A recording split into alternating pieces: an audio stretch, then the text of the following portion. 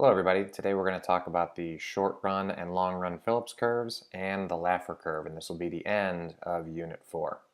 So remember that there's a basic feeling of a trade-off between low inflation and unemployment. So the idea is basically when inflation is low, then unemployment is going to be high, and when inflation is high, then unemployment will be low. And we've seen this a couple different ways, but remember that that makes the Employment Act of 1946, the Fed's major goals, basically relatively conflicting.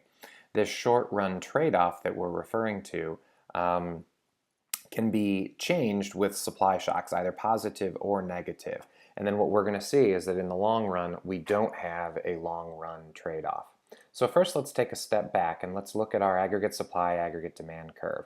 And notice that when we're here, this is our starting point, and then by increasing aggregate demand, we notice that our real domestic output, or real GDP, is rising, and our price level is rising as well. And you can see as we continue to increase aggregate demand,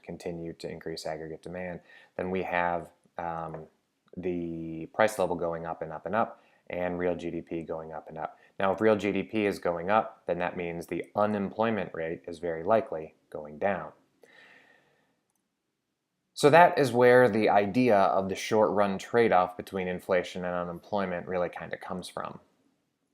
So here's our concept. We have a down-sloping Phillips curve, okay? And that's basically showing that when we're over here with relatively high inflation, then we have relatively low unemployment. And when we get down to the other side here, we have relatively low inflation, but high unemployment. And here's the data that we saw in the 60s. It very much supported this kind of curve. So economists believed that everything was stable, that this curve is basically what it looked like, and that it was stable and predictable. And you notice that we basically are moving at different points on the existing curve. Some problems came, though, when over time we noticed that the Phillips curve was shifting, and particularly in the 70s when we had our various supply shocks, mostly the oil stuff and with OPEC and Iran, and then we had stagflation. So stagflation is high unemployment, sorry for the messy writing, along with high inflation. And that's problematic because if there's a predictable trade-off, then these two things, both being high, should not be able to happen at once. So then we got, well, maybe there's no trade-off, or we're not really sure. But I think the explanation came in terms of the long-run trade-off between inflation and unemployment. So what we're going to construct now are several different short-run Phillips curves, and we're going to look at the role of expected inflation. We'll then use that to derive our long-run Phillips curve and even explain some disinflation. All right, so here we have the idea that basically those supply shocks didn't destroy the idea of a short-run Phillips curve. Rather, they just showed us that the Phillips curve shifts. Okay, so the short-run Phillips curve based on supply shocks, in this case typically negative supply shocks, just takes the same shape that we've gotten used to, and it just pushes it away from the origin, right? So the further from this that we go out, that just means that we're getting relatively higher inflation and higher unemployment, but still maintaining the same shape. So we can see some, this isn't a terribly important thing, so we'll skip through this. So here we have a short-run Phillips curve, okay, and then our theoretical, this is what we're building, our theoretical long-run Phillips curve. So what we notice is for a period of time, we will have the unemployment rate fall. And when that unemployment rate falls, that means that business is good, businesses are more profitable, and inflation will rise.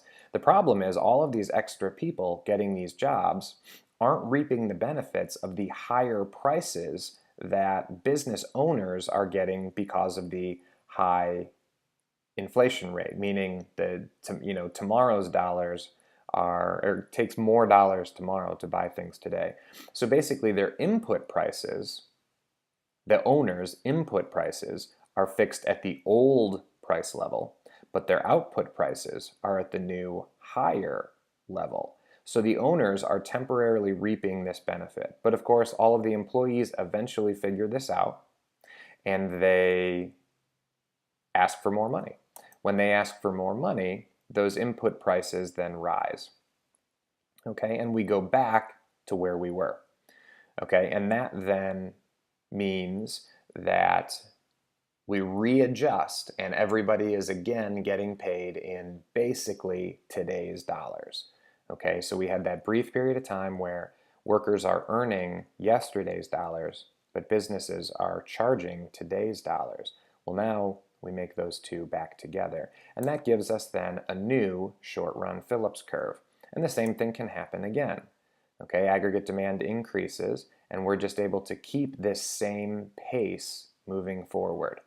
Okay, now we can see the same thing happening in a deflationary way, or a disinflationary way, where we expect 6% inflation, or 9% as in this example. We expect 9%, so businesses are paying their employees as though 9% is happening, but then only 6% happens.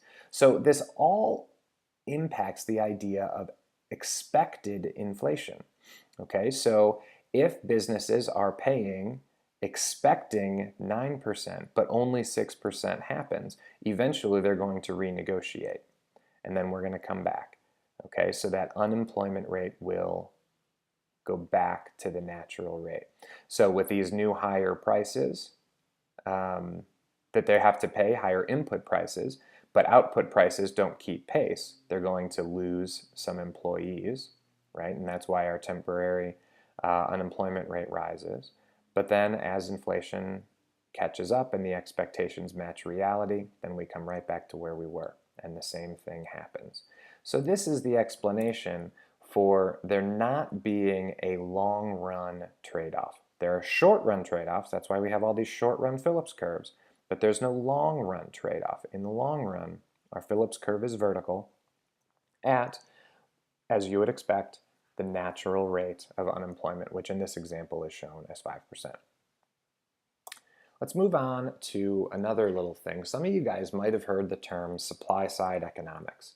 So during the Reagan administration, we had a lot of economists, led famously by a man named Arthur Laffer, who came up really with this idea of supply-side economics. The idea was to use tax incentives to create things, things like savings and investment. So by stimulating the supply side as opposed to the demand side. So in our normal curve, right, we've been talking an awful lot about shifting aggregate demand. But what Laffer and the supply side economists said was, let's focus on increasing aggregate supply. So if you can increase aggregate supply, then you notice that, the price level is going to fall and real GDP will rise.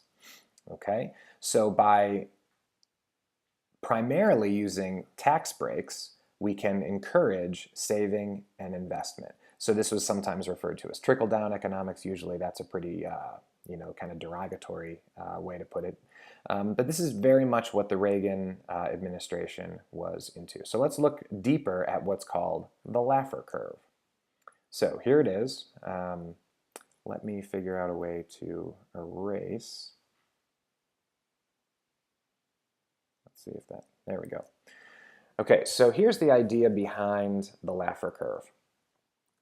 Basically, think about Robin Hood, okay? If Robin Hood, right, so back in Sherwood Forest, if Robin Hood robbed every single person who came through the forest, then he would earn nothing. The reason being, nobody would go in the forest. If you knew for 100% certain that you were going to get robbed, then you would find a different road, even if it was much longer. Likewise, if Robin Hood robs nobody, he will earn zero revenue. So that's what we're dealing with in terms of taxes here. We can tax, if we tax at 100%, then nobody will work and there will be no money to tax. If we tax at 0%, then it doesn't matter how much people work, the government will have no revenue. Well, what that means is that there is some curve in the middle, called the Laffer curve, where tax revenue is maximized. Now, if this is shaped, very much with making it look like a 50% marginal tax rate is what you want or whatever. That's just theoretical. What's important is if you are at point N, then by lowering taxes, you'll actually encourage so much more saving and investment that you will wind up with a greater tax revenue. And you hear this argument a lot by certain economists and certain politicians. By decreasing taxes, we will have so much additional economic activity that we'll actually make more money.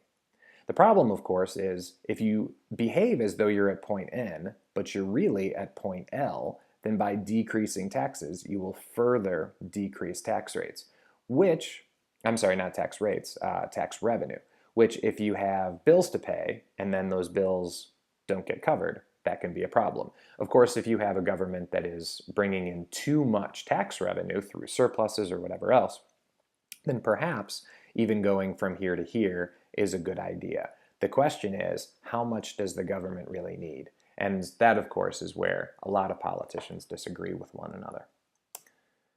So basically the idea is these taxes are used to incentivize certain things, and we all know that taxes do line up with incentives. We can see that we may wind up with inflation and higher real interest rates in this, and obviously I already talked about whether we're at a different position on the curve. So you can read a little bit more information if you'd like near the end of the chapter in the textbook. Basically, some tax and real GDP information. This comes from the very end. You can take a look at this. It's kind of interesting, not germane to the test, but certainly those of you who are interested in tax policy will find that last part in the chapter interesting. So this brings us to the end of Unit 4. Thank you very much, gentlemen. Study hard and see me with any questions.